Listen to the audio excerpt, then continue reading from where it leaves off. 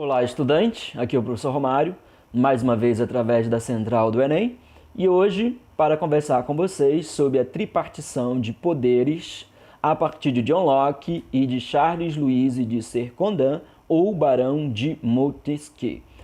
John Locke, na sua obra Segundo Tratado sobre o Governo, diz que para que haja a aplicação imparcial das leis é necessário que exista a separação entre aqueles que elaboram e aqueles que executam, ou seja, a separação entre o legislativo e o executivo, sendo que em John Locke o legislativo é o poder mais importante, aliás, é o poder que dá origem aos demais poderes e a ele os demais estão subordinados, uma vez que o legislativo expressa a vontade coletiva ou o bem-estar da coletividade, certo?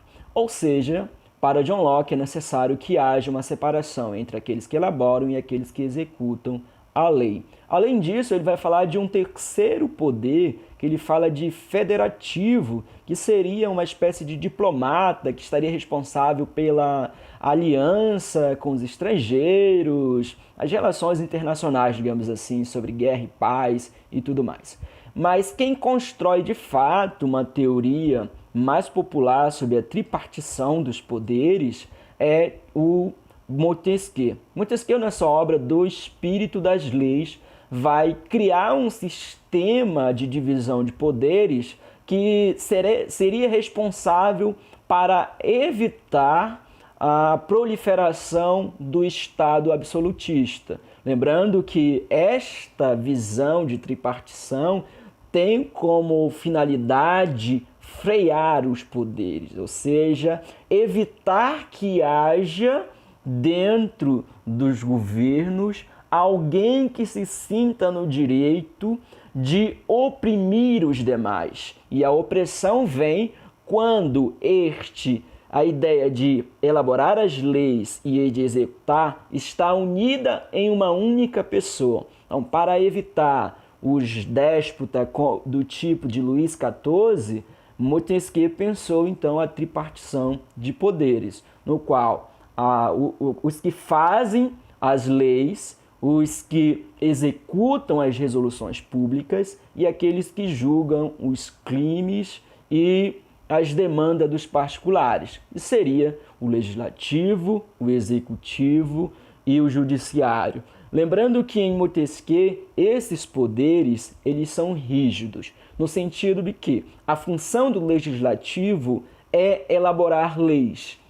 A função do executivo é executar as resoluções públicas. A função do judiciário é julgar os crimes e as demandas dos particulares a partir das leis. Não é função do judiciário, pensado por Montesquieu, a interpretação da lei, certo? Essa ideia de interpretar as leis surgiu com a Constituição norte-americana.